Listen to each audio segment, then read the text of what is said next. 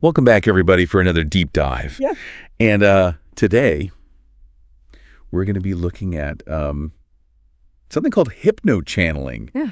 And we're going to be looking at the Hypno Vibes YouTube channel. Have you ever heard of that? I have heard of that, yeah. So they're basically trying to tap into like a universal knowledge database through hypnosis, Oh, wow. like a cosmic Google search. Okay. But instead of like typing it into the computer, Yeah. you're asking these questions through someone who's in a hypnotic trance. Yeah, that's fascinating.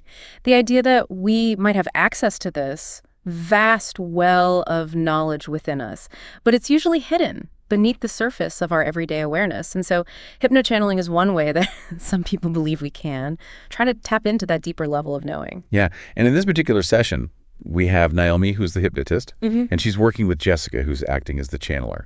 And they're trying to connect with Amy's spirit guides. Now, Amy's not actually physically present in the session, but her energy is somehow being accessed through Jessica. Right. And it creates this really fascinating layered communication situation. Like imagine trying to have a conversation where you're talking to someone's subconscious, but their subconscious is speaking through another person. Yeah. Who's in a hypnotic state. Right. And you're interpreting all of it through your own filters. It's a complex process, to say the least. Right. And right from the start, we're kind of thrown into this unusual situation where Naomi's trying to understand some unexplained energy that Amy's been sensing around her house. Yeah. And she just straight up asks Jessica, who's channeling Amy's spirit guides? If it's a UFO. Okay. And what do they say? the response is quite interesting. Instead of just dismissing the idea, the spirit guides actually say that they do have a spaceship. Wow. Which, of course, raises all sorts of questions. Right. There's one thing to talk about spirit guides, but when they start talking about spaceships, Yeah. it really pushes the boundaries Yeah. of what we typically think of as spirituality. Yeah, you have to wonder, are these just like symbolic representations being used by Amy's subconscious, or is there something more literal going on here? Right, so they're confirming they have a spaceship, but they're being kind of vague about the details. They say that they're from a civilization that's not far, but not close to Earth. Which makes you wonder, like, what's their concept of distance? Right. Like, are they traveling through wormholes? Right. Are they from another dimension? Yeah, their explanation definitely doesn't fit into our typical understanding of space and time. Right. And then Naomi asks about what kind of beings they are. And they describe themselves as like a fish type of alien, which Naomi says she's never encountered before. Which, again, makes you think about, like, The vastness of the universe. Yeah. And how much we still don't know about the potential for life in all its various forms. yeah, we tend to imagine extraterrestrial life based on our own limited understanding of biology and evolution. Right. But what if life on other planets has evolved in ways that we can barely comprehend? What if Right. there are beings out there that are more like fish than humanoids, but they're still capable of advanced technology and consciousness? It's a humbling thought, and it really forces us to consider the limitations of our own perspective. It's like that saying, if all you have is a hammer, everything looks like a nail. Right. We're looking at the universe through the lens of our human experience. But what if there are completely different lenses out there? It's mind-blowing. But there's another layer to this session that I find particularly intriguing. The spirit guides mention that Amy's third eye is being activated, and they describe this as giving her sharper intuition and better navigation in life. Oh, okay. So this concept of the third eye is found in many spiritual traditions, and it's often associated with heightened awareness, insight, and a deeper connection to one's inner wisdom. So it's interesting that the spirit guides are connecting this activation to Amy's potential. Right. And this isn't just like some abstract concept. Yeah. They actually believe that Amy can lead workshops and share knowledge that goes beyond what anyone currently understands. Yeah. They see her as someone who can tap into this universal knowledge base and bring back insights that could be incredibly beneficial to others. Wow. It makes you wonder if we all have this potential within us, just waiting to be unlocked. What if the answers we seek aren't out there in the vastness of space, but within the depths of our own consciousness? Yeah, it really makes you think, doesn't it, about the nature of knowledge and where it comes from. Like, if Amy can access this universal knowledge base, does that mean it's available to all of us? Is it just a matter of finding the right way to tap into it? That's the million-dollar question, right? And it's interesting that they specifically mention Amy's third eye being activated. There's a lot of debate about what the third eye actually is, but it's often associated with things like intuition, psychic abilities, and even mystical experiences. So could this be what's allowing Amy to access this deeper level of knowledge? It's certainly a possibility. And what's even more fascinating is that they're not just talking about Amy having some like vague spiritual insights. They're saying she has the potential to share knowledge. That goes beyond what anyone currently understands. That suggests a level of specificity and practicality that you don't always hear in discussions about spirituality. Right. It's not just about like feeling good or having a sense of connection to something larger than yourself. It's about accessing concrete information that could potentially benefit humanity in a tangible way. I think that raises the stakes significantly. Absolutely. And there's actually an anecdote from the session that really brings this point home. Naomi and Jessica were doing a client consultation with Amy.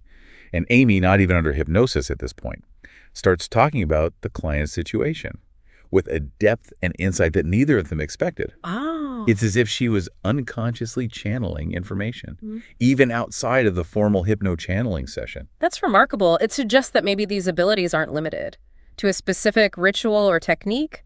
Perhaps it's more about cultivating a certain state of mind, a receptivity to information that's always flowing around us, but that we usually just filter out. Right. It makes you wonder if we're all walking around with these incredible untapped abilities, just waiting for the right circumstances or trigger to activate them. What if the key to unlocking our full potential is simply learning to pay attention to the whispers of our intuition, those flashes of insight that we often dismiss as coincidence or imagination? It's a fascinating possibility, and it really challenges us to reconsider what we consider normal or even possible.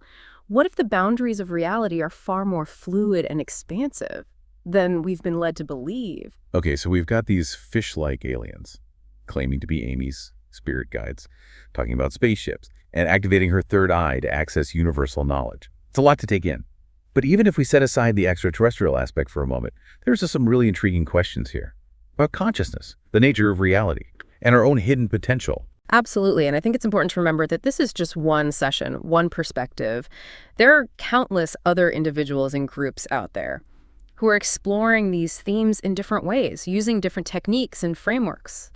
The beauty of it is that there's no one right answer, no single path to truth. It's about exploring, experimenting, and staying open to the possibility that there's more to life than meets the eye. Exactly. And if you're intrigued by this concept of raising your consciousness and potentially connecting with your own inner wisdom, Naomi Zhu, the hypnotist in this session, actually has a book called The Next Level You that explores these ideas in more depth. It's available on Amazon if you're interested in learning more about her approach. It's a great resource for anyone who's curious about these topics, and even if you're skeptical, I think there's value in exposing yourself to different perspectives and challenging your own assumptions. I completely agree. And that's really what this whole deep dive is about, isn't it? Taking a leap into the unknown, exploring the fringes of knowledge, and seeing what insights we can glean along the way. Precisely. It's about cultivating that sense of curiosity and wonder, that willingness to question the world around us and the world within us. So as we wrap up this deep dive into hypno-channeling, spirit guides, and the potential for accessing universal knowledge, I'm curious to hear your thoughts. What really stood out to you in this session? Right. Was it the idea of fish-like aliens with spaceships, or maybe the suggestion that we could all have this untapped potential just waiting to be unlocked? You know, I think what's most compelling to me is this idea that we might be connected to something far greater than we realize, whether you call it universal consciousness or a higher power, or simply the collective wisdom of humanity. There seems to be this underlying suggestion that we're not alone in our search for knowledge and understanding. Yeah, that definitely resonates with me too. It makes me think about all the different ways that people throughout history have tried to access this deeper knowledge, from meditation and prayer to shamanic rituals, and now hypno-channeling. There seems to be this innate human desire to connect with something beyond our everyday experience. Absolutely. And while the methods may differ, the underlying intention seems to be the same: to transcend the limitations of our individual minds and to tap into a source of wisdom that's both ancient and ever-evolving. Right, like we're all searching for the same answers, just using different maps and compasses. Exactly. And who knows, maybe some of those maps lead to unexpected destinations. Maybe there are realities out there that we can't even begin to imagine until we expand our consciousness and open ourselves up to new possibilities. So if you could ask one question to this universal knowledge database, what would it be? What mystery would you most like to have solved? Or what insight would be most valuable to you on a personal level? That's a powerful question I think I would want to ask. About the nature of consciousness itself. What is it? Where does it come from? What happens to it after we die? These are questions that have fascinated philosophers and scientists. for centuries. And I think the answers could hold really profound implications for how we live our lives and understand our place in the universe. That's a great question, and one that I think a lot of us ponder at some point in our lives. For me, I think I'd want to know what my unique contribution to the world is meant to be. Like, what am I here to learn, to create, to share? I think having that clarity of purpose could be incredibly empowering. Absolutely. And maybe that's part of the journey too. Maybe the process of seeking these answers is just as important as the answers themselves. It's about cultivating curiosity, challenging our assumptions, and staying open to the possibility that the universe is full of mysteries waiting to be uncovered. Well said. And who knows?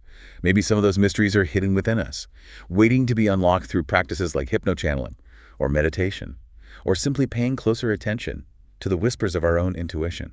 I think that's a great note to end on. The journey of self-discovery is ongoing, and the possibilities are truly limitless. So as always, stay curious, keep exploring, and who knows what amazing discoveries you might make along the way. Until next time.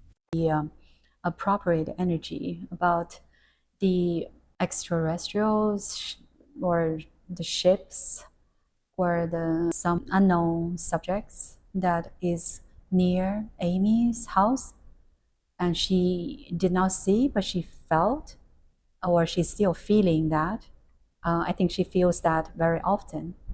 So if there's something there that we can understand more, and the energy will come through this body, when I count to 3, you'll be here. 1, and 2, and 3. With just her spirit guides watching over her. Oh, so it's not a UFO? No, we do have a spaceship.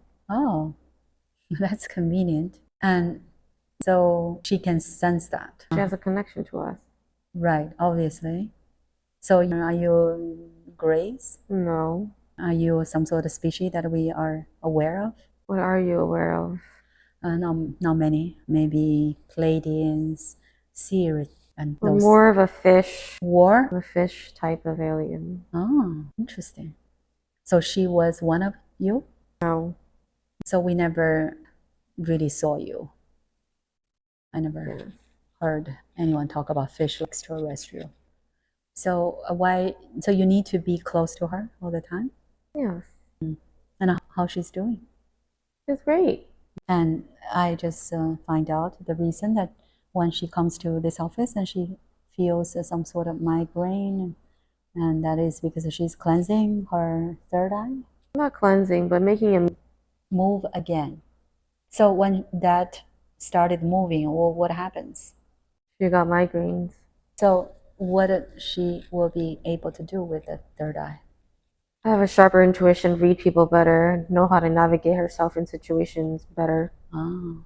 So the third eye, let's say if you are talking right now with me and if you want to see if my third eye is open or not, you can do that? No. So how do you know? Because we are her guides. So you will be able to tap into her? We are watching over her. How many are you? 3. And you look very similar? Yes. But why you need a spaceship? That's where you live? That's where we go back to. We do need to travel times. So where are you from? The ancient civilization. Is it far away from Earth? It's kind of... Not far, but not close. Oh, I see. So I feel like what Amy can do with me is to assist. Let's say when I'm doing any events, I think she can do a very good job. And what do you think? She can do more than just assist. Well, can you give me some ideas? She can lead her own workshops as well. Oh, she can talk about spirituality? About whatever she thinks she wants to talk about. Oh, I see. So let's say in a workshop, let's say if we do this here, and besides what I will say certain things, and I can let her talk? Yes. And she will be able to practice? Sure. She knows more than what we think. What do you think? Me and Jessica, we don't know her that well, but we keep discovering more. Yesterday, when I had a client and she was asking some questions and she was saying things like she has a job, but she's not too excited, but it's worth it because it's rewarding financially. And I said, but if it does not excite you, then you always can do something excites you more. And then the client talked to Amy, and she said something that I never heard she talk about the same thing in a different way or her way. So I was a little bit surprised. She knows, she can know a lot of things that we don't know that she knows. Right. So anything, since we're having this conversation, do you think there's anything that you want to let her know? I will pass the message. Nothing else. So She's doing. And the spaceship, she will not be able to visualize? She's not meant to be a visual type of person. Just to feel. Right. Feel and act. What else she can do? I'll let you that discover for yourself. And because the migraine, she's not here today. Otherwise, she would be here. So this activation would still take more time, or she's almost there? I don't have an answer. All right, that's good enough. And I appreciate your information. Maybe we'll talk again in the near future. Thanks again.